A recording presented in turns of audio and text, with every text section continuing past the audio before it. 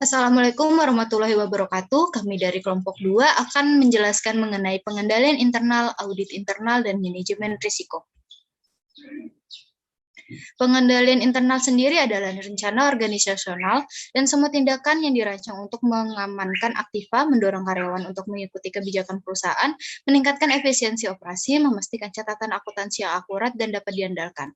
Pengendalian internal berisi seperangkat kebijakan dan prosedur untuk melindungi aset atau kekayaan perusahaan dari segala bentuk tindakan penyalahgunaan, menjamin tersedianya informasi akuntansi perusahaan yang akurat, serta memastikan bahwa semua ketentuan hukum atau undang-undang serta kebijakan manajemen telah dipatuhi atau dijalankan sebagaimana mestinya oleh seluruh karyawan perusahaan. Pengendalian internal dilakukan untuk memantau apakah kegiatan operasional maupun finansial perusahaan telah berjalan sesuai dengan prosedur dan kebijakan yang telah ditetapkan oleh manajemen. Selanjutnya ada tujuan pengendalian internal. Yang pertama ada menjaga kekayaan organisasi, yaitu kekayaan fisik suatu perusahaan dapat dicuri, disalahgunakan atau dihancurkan karena kecelakaan kecuali jika kekayaan tersebut dilindungi dengan pengendalian yang memadai.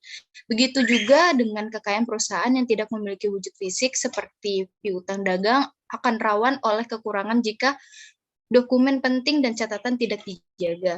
Kemudian yang kedua ada mengecek ketelitian dan keandalan data akuntansi, yaitu manajemen memerlukan informasi keuangan yang diteliti dan andal untuk menjalankan kegiatan usahanya.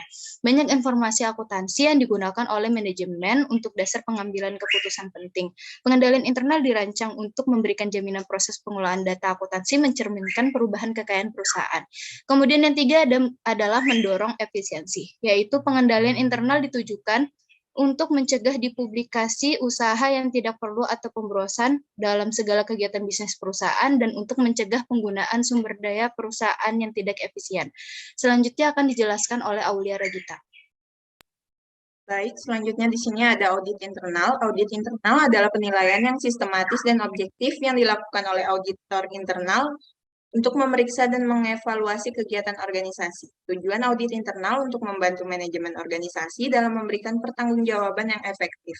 Audit internal akan melaksanakan analisis dan memberikan saran serta penilaian demi mendukung pencapaian tujuan perusahaan. Untuk mencapai tujuan dari audit internal, maka auditor perlu melakukan beberapa hal di bawah ini. Yang pertama, menelaah dan menilai kebaikan, memadai tidaknya, dan penerapan dari sistem pengendalian manajemen, pengendalian internal, dan pengendalian operasional lainnya, serta mengembangkan pengendalian yang efektif dengan biaya yang tidak terlalu tinggi. Yang kedua, memastikan ketaatan terhadap kebijakan, rencana, dan prosedur-prosedur yang telah ditetapkan oleh manajemen. Yang ketiga, memastikan seberapa jauh harta perusahaan dipertanggungjawabkan kemungkinan terjadinya segala bentuk pencurian, kecurangan, dan penyalahgunaan. Yang keempat, memastikan bahwa pengelolaan data yang dikembangkan dalam perusahaan dapat dipercaya. Yang kelima, menilai mutu pekerjaan setiap bagian dalam perusahaan untuk melaksanakan tugasnya, meningkatkan efisiensi dan efektivitas. Selanjutnya, di sini ada fungsi audit internal. Yang pertama, melakukan pengawasan atas semua aktivitas yang sulit ditangani oleh pimpinan puncak. Yang kedua, melakukan identifikasi dan meminimalisasi resiko. Yang ketiga, mendukung dan membantu manajemen seputar bidang teknis. Yang keempat, melakukan laporan validasi pada manajer. Yang kelima, membantu proses pengambilan keputusan. Yang keenam, melakukan analisis untuk masa yang akan datang. Dan yang terakhir, ada membantu manajer dalam hal pengelolaan perusahaan. Selanjutnya akan dijelaskan oleh Syafriza. Terima kasih.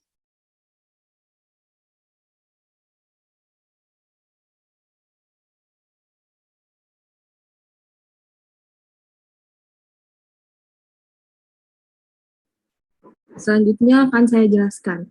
Untuk mencapai tujuan dari audit internal, maka auditor perlu melakukan beberapa hal di bawah ini. Yang pertama, menelaah dan menilai kebaikan, memadai tidaknya, dan penerapan dari sistem pengendalian manajemen, pengendalian internal, dan pengendalian operasional lainnya, serta mengembangkan pengendalian yang efektif dengan biaya yang tidak terlalu tinggi. Yang kedua, memastikan ketaatan terhadap kebijakan, rencana, dan prosedur-prosedur yang telah ditetapkan oleh manajemen.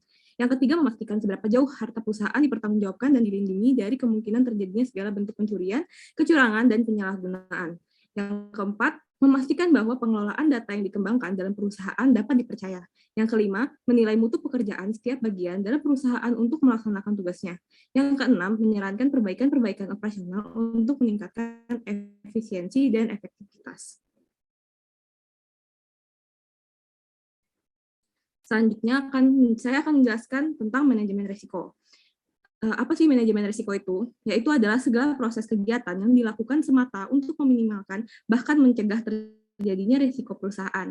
Di dalamnya ada kegiatan identifikasi, perencanaan, strategi, tindakan, pengawasan, dan evaluasi terhadap hal-hal negatif yang kemungkinan akan menimpa usaha. Jadi menurut para ahli, yaitu Fahmi 2010, manajemen risiko adalah satu disiplin ilmu yang mempelajari tentang tindakan-tindakan organisasi dalam mengatasi masalah berbasis manajemen yang sistemnya sistematis dan menyeluruh. Apa sih manfaat manajemen risiko? Yang pertama, menjamin pencapaian tujuan. Yang kedua, meminimalkan kemungkinan bangkrut. Yang ketiga, meningkatkan keuntungan perusahaan. Dan yang terakhir, memberikan keamanan pekerjaan. Tujuan manajemen risiko. Yang pertama, membantu pembuatan kerangka kerja. Yang kedua, sebagai peringatan kewaspadaan. Yang ketiga, meningkatkan kinerja perusahaan. Yang keempat, sosialisasi manajemen risiko. Yang kelima, mendorong manajemen agar proaktif.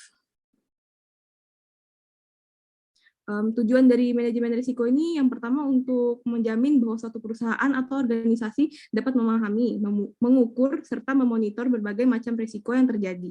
Dan juga memastikan kebijakan-kebijakan yang telah dibuat dapat diandalkan berbagai macam risiko yang ada.